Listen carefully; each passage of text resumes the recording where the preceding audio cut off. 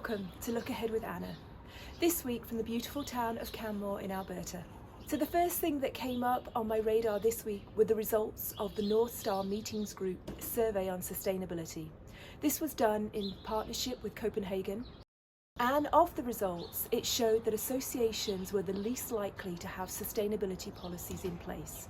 This is disappointing, but it also provides an opportunity for destinations. If you're working alongside an association, let them know what you can do to help them reduce their carbon footprint and help start a legacy in the way they plan events moving forward. Next up, Skift Meetings did a great little article about the 3 C's of events these days: connection, community, and content.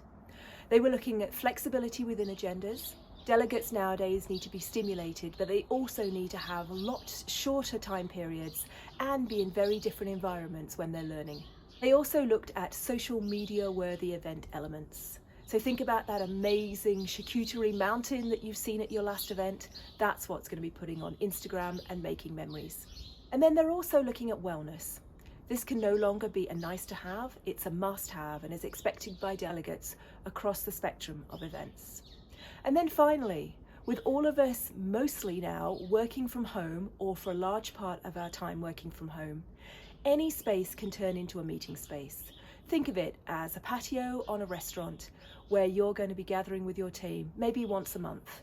Think of event spaces slightly different, and this will really help you approach meeting planning with your event planners in a different perspective.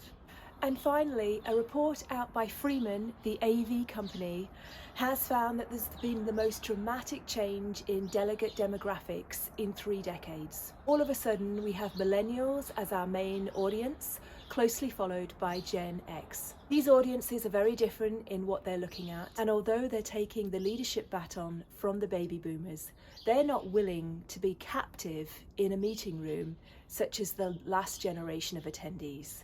They need to be captivated by whatever the event is presenting.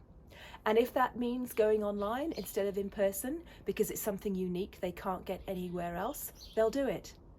So let's start thinking about how these demographic changes will make an impression on our industry, and what do we need to do to be looking for those opportunities to impress and captivate. As always, the articles that I pull from are in the notes below.